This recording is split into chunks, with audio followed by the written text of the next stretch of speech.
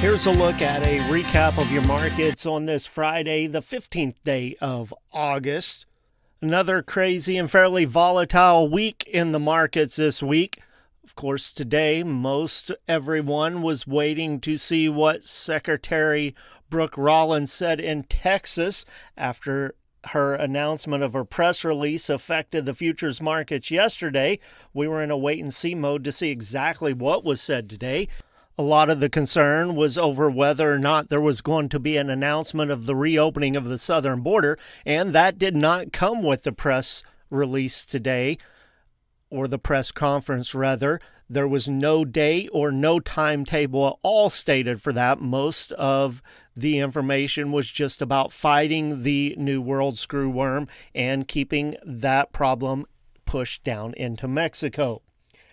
Negotiated feedlot trade this week. For the most part, things in Texas were, Texas was at a complete standstill for the week. They didn't trade a single hoof. Kansas, very light this week as of the 2 o'clock cutoff time on Friday, 1,514 head. Live sales at 237. A few dress sales likely headed to the north at 380. Iowa report 18,824 head, 238 to 245. Dress sales at 380 to 385. Nebraska 21,364 head. Live sales from 243 to 245. Dress sales at 380 to 385 at the 2 o'clock cutoff time. Total sales for the week 52,736 head. Box beef cutout values screamed higher this week. Choice closed up $21.73. Friday, it just barely passed the $400 mark at $400.57. Select was up $15.67 for the week at $370.76. Those values based on 104 loads of cuts, trimmings, and grinds on Friday. The Choice Select spread at $29.81.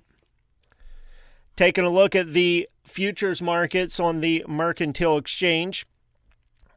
For the week, live cattle 353 to 468 higher. Lean hogs were 57 cents to 123 lower. And feeder cattle were up 557 to 698. On Friday, August live cattle closed at 236.25, up 290. October 230.65 up 382, and December 232.17 up 377. Feeder cattle for August 346.15 up 575, September 347.35 up 632, October at 345.90 up 545. Lean hogs for October 90.10 up 97, December 83.02 up 140, February 85.62 up 140. At the auction barns around the state this week, pretty typical summertime run. Going to end up with about 21,000 head of cattle through the auction barns around the state. A lot of producers been selling their smaller calves ahead because the markets have been so good. It's very hard right now to find any big drafts of lightweight calves. Most of them selling in very small packages, odds and ends, things like that. There was 30 head of 501-pound steers in Springfield, 442. The average statewide on those light 5 weights this week at 432. A load of 573-pound steers in West Plains brought 442. 45 head of 635-pound steers at Kingsville, 422.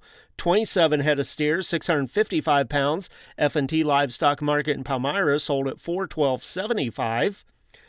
Had a full load of 742-pound steers at Springfield, bring $382.50. The average statewide on those light 7 weights this week at $368.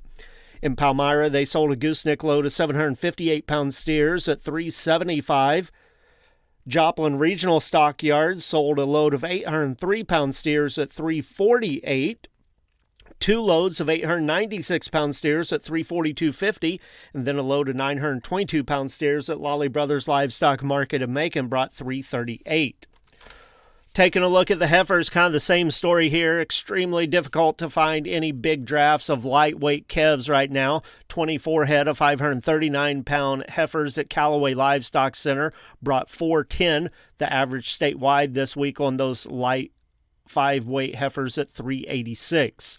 Lawley Brothers Livestock Market had a couple of loads of 6-weight heifers from a reputation consignor there locally. One load of 637-pound heifers brought $383.50. Another load of 695-pound heifers at $363.50. Joplin Regional Stockyards had 2 loads of 726-pound heifers this week at $348.50. The average statewide on those light 7-weight heifers at $340. And then the biggest draft of the week also came from Joplin Regional Stockyards. 719 head of heifers sold with 1 drop of the hammer, averaging 810 pounds, and they brought $334. Several of the reporters around the state this week did note that condition and health programs very vital in determining just where the prices will fall on a producer's calves. Although we're not quite to the point where we're starting to see those temperatures swing, we're getting very close. Unweaned fleshy calves or those with a little bit of hair, definitely seeing some discounts, and those discounts will only get steeper as the days go by now. Taking a look at the grain markets this week at the elevators around the state, soybeans were 25 to 45 higher, wheat 8 to 10 lower, corn 1 to 4 higher. Corn bids in the St. Louis region, 405 to 406, Kansas City at 393.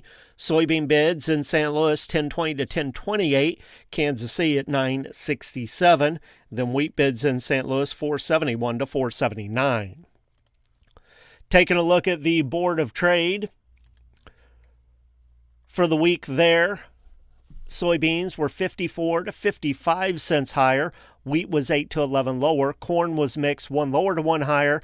Kansas City wheat 11 lower to 2 higher. And soybean meal 680 to 970 higher. Friday's closes.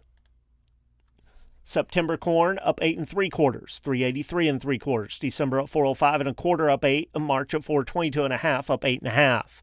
Soybeans, September 14 3/4 cent higher, 1022 1/2. November new crop beans at 1042 1/2 up 14. January at 1061 1/2 up 13 1/4. Wheat for September 506 1/2 up 3. December 527 up 2 1/2. March at 545 up 2 3/4. Soybean meal for September 283.40 a ton, down 90 cents. Soybean oil for September 53.18 a hundredweight, up $1.19. With the Missouri Department of Agriculture, that's a recap of your markets for Friday. This is Tony Hancock.